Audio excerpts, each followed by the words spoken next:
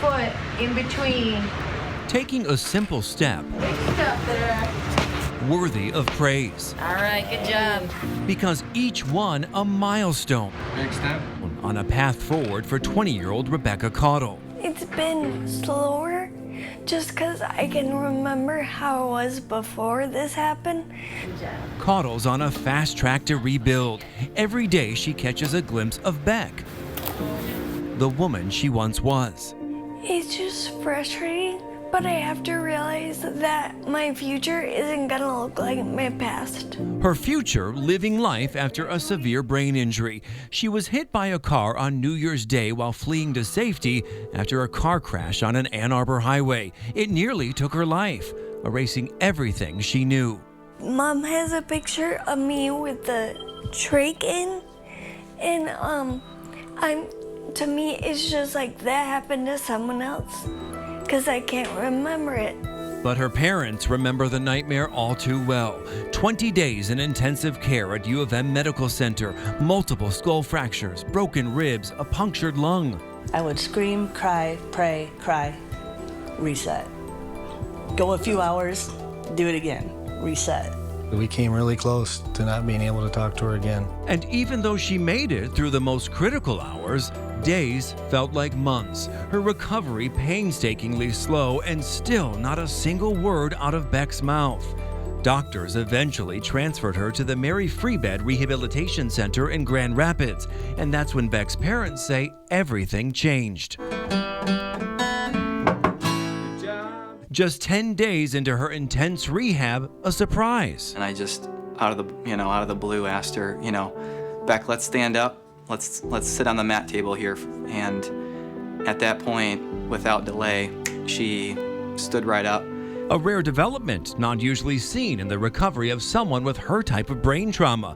But Beck wasn't done. What followed, she opened her mouth and called out for her mom. It's very emotional to see your, daughter almost dead, to, doing things that you seem, you feel that should be just, very easy. Beck walked out of Mary Freebed to a standing ovation, resolute to regaining her independence. Nice. Is that too much from that arm? No? Okay. I'm determined to get back as close as I can to normal. Beck's back home, recovering under the watchful eye of mom and dad. Are they old? Yeah. Her rehab just a few hours a week at Covenant in Saginaw. Big step. There you go. Yep. She's very young and motivated. She's ready to get back to where she was. And she's not sad. She can only dream about the one thing she misses most. It actually brought a smile to her face when she told me, because Beck knows it's only a matter of time before she will turn that dream into reality.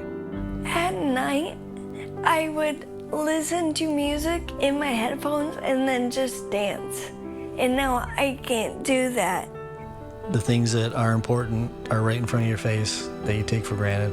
Hold what you have and appreciate it. Yeah. Because it could have went differently. Look forward, don't look back, because what you used to be able to do might not be what you can do now. I think all the change is now I'm gonna go forward being more grateful for the life I have. And Beck became a certified yoga instructor before the crash, and she's determined to teach yoga. And she says maybe even one day, Meg, she'll be a physical therapist because of the way they have changed her life. And we were talking about it during your piece, which was beautiful, by the way.